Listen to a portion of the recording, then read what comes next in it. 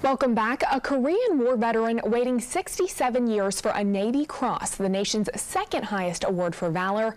Those who have nominated him or witnessed his acts of heroism have either passed on or can no longer remember. His application remains in limbo with no government officials responding to where it stands. So what now? We tried to get answers for this Marine corporal. He joins us now, Salvatore Nemo, as well as the man who recently took up his case, Colonel Robert Crawford with the Citrus County Korean War Veterans Association. Thank you both for joining us this evening. Now, Salvatore, I wanted to ask you first, what is the biggest memory you remember of the day, September 14th, 1951? Well, first of all, when I woke up in the morning, I remembered it was my daughter's birthday. She turned 1 year old on September the 14th. And it was just soon thereafter, all hell broke loose. And that's my fondest memory of what happened there. And the rest is just history. Okay, and Mr. Crawford, you mentioned earlier the conditions that his regiment was going through in Korea. Can you explain those to me a little bit more? Yes, the 5th Marine Regiment is the highest decorated regiment in the Marine Corps over history.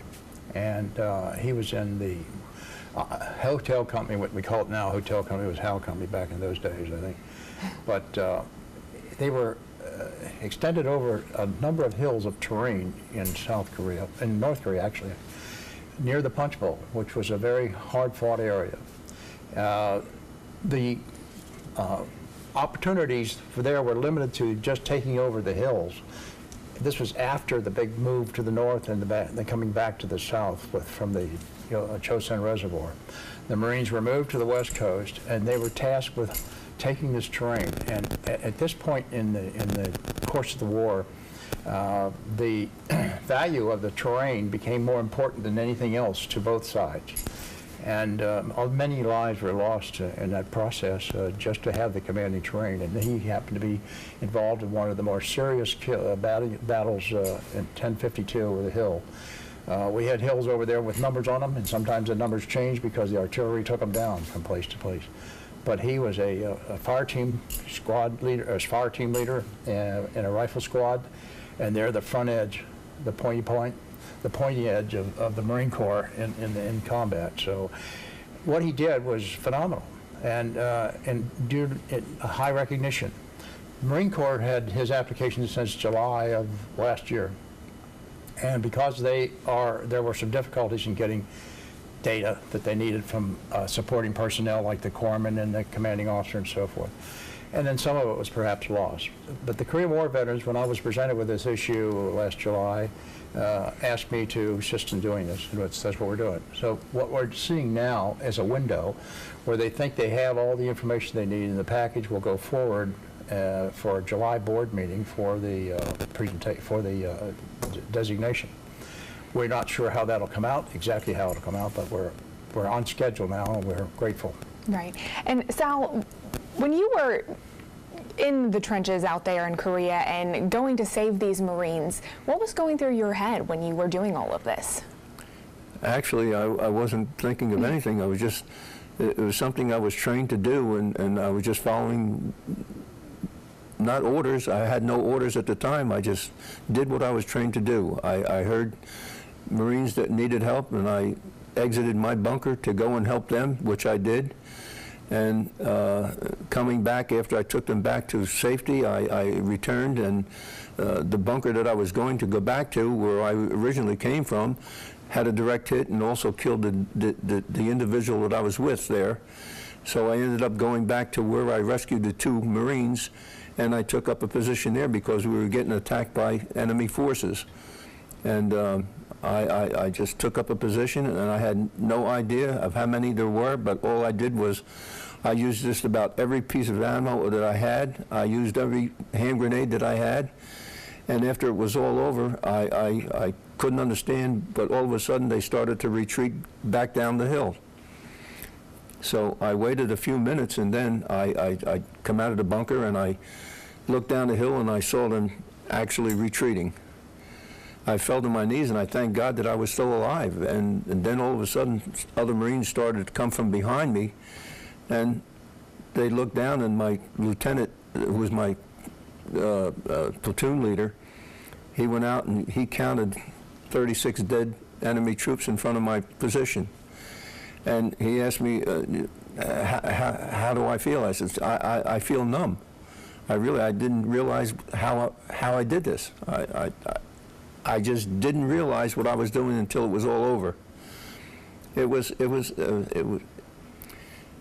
hard to explain to him how I felt.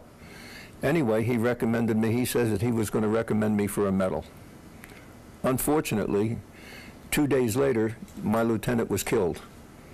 But the recommendation never went to my commanding officer because my commanding officer was wounded the same day that I was. Until some years later now, I finally met my commanding officer, and he made out all the paperwork and made the recommendation, and he sent all the paperwork into our councilman, or our congressman, I should say, and all the paperwork that they requested was all handed in, and now, like the colonel said, we're just waiting for the results and waiting for this recommendation to be carried through. Unfortunately, my commanding officer passed away. He wanted to be here so bad, but unfortunately he had cancer and he passed away. And I'm very sorry for that. And on the other hand, I'm surprised that they didn't just take the word of my commanding officer, who was a full-bird colonel, and just take his word and his recommendation rather than waiting all of these years for all of this to happen. But like the colonel says, the paperwork is in now, and we'll just leave it up to them to see what's going to happen next. His commander was a very famous Marine, actually. Yeah. He started our first recon company, and a lot of other things that he implemented during the course of his service, and whatever he would say ought to be respected by the Marine Corps for certain. He served in 3 wars, the Korean War, the World War II, and Vietnam. He's written 3 books, and you know, he was well respected, and he was also an attorney, by the way. And he was a very intelligent individual, and he had so many assets that he was attached to so many outfits in the Marine Corps that I was just proud to know and meet him at the time that I did. And he flew me out there on his own money, by the way. Welcome back. We're talking about a Korean War veteran awaiting 67 years for a Navy Cross. Here to discuss that is veteran Salvatore Nemo, as well as a man who recently took up his case, Colonel Robert Crawford, with the Citrus County Korean War Veterans Association. And Colonel, I wanted to ask you first, I know this is the first time both of you have met. What was that like for you? And also, why did you decide to take up Mr. Nemo's case? Well, it was great to meet him because he's such an accomplished Marine, and I always appreciate that. But the process that he's undergoing right now is one where a recommendation comes in this case from his commanding officer and witnesses. And that kind of a collection is made by the awards branch. It's in the manpower component of Marine Corps headquarters in Washington area. And they have to then verify his service, the service of other people who witnessed it, and so forth. This all takes time. Some of the records have been lost. For the corpsman, for example, who we were concerned about, we had to repeat the serial numbers, both the Social Security number and the regular Marine Corps serial number that existed at that time. They finally got them packaged together. Our job at the Korean War Veterans is to be sure that we can assist in any way we can with this, and we were available. And he is a Korean veteran, so it fits. We did it. Right. And Sal, I know you had told me you've tried to reach out to Congressman Vern Buchanan's office, the Quantico Marine Corps headquarters. You've tried to reach out to the awards department, but nobody has ever gotten back to you. No. Why do you think it's taking so long for you to receive this award? Well, just like the colonel says, I guess we had to go and wait for the process that they had to go through. And I have to be very patient with it because there's nothing I can actually do but wait. And so until they get their all the paperwork together and they process everything and then put all the facts together and then finally make the recommendation, that's what I'm waiting for. Well, I'm convinced that some paperwork was shelved and misplaced temporarily, and all of a sudden, with a few switches and phone calls, it got replaced. So hopefully we had some impact to get that done. Right. All right, guys. Well, we have to take a quick break. We'll have final thoughts with our guests when we return.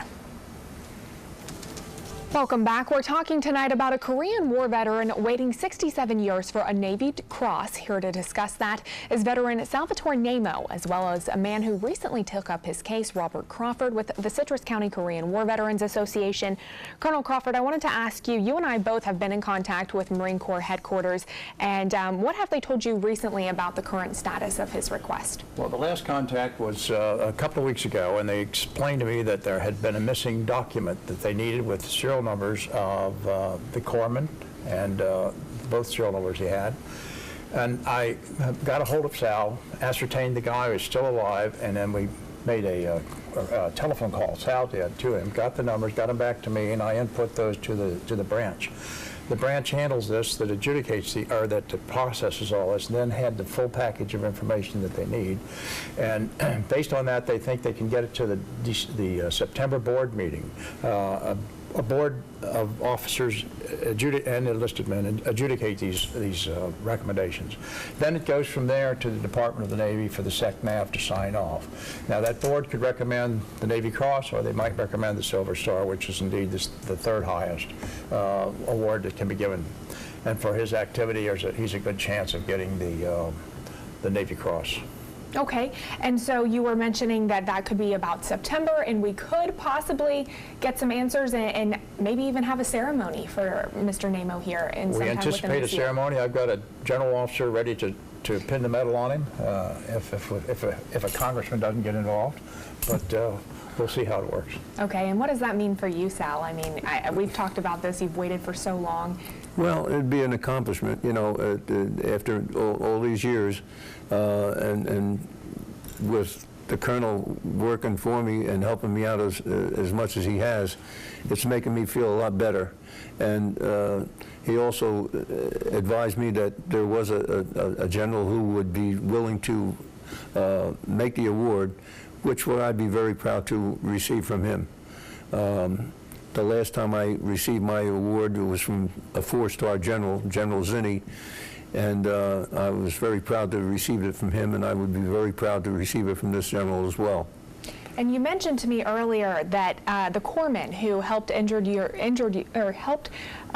with your injuries. Yes. He was wanting to come out if you were able to get that award ceremony. He definitely wants to come out. He lives in Michigan, and he says that if there's going to be an award, he would definitely like to be there at the award ceremony.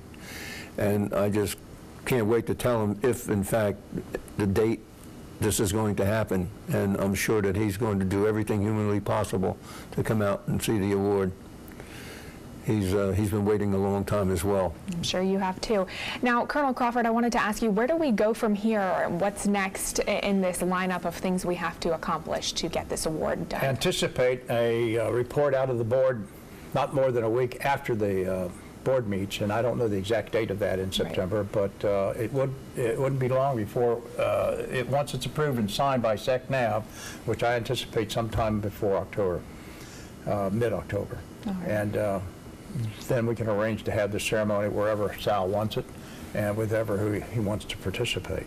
All right, and some final thoughts for you, Sal? Anything you want people to know back home who are watching?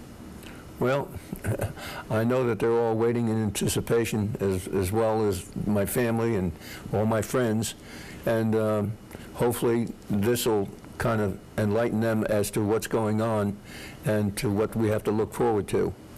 And I would brief them on information that I receive in the future, and I'm sure that they'll be waiting to find out when this is all going to happen.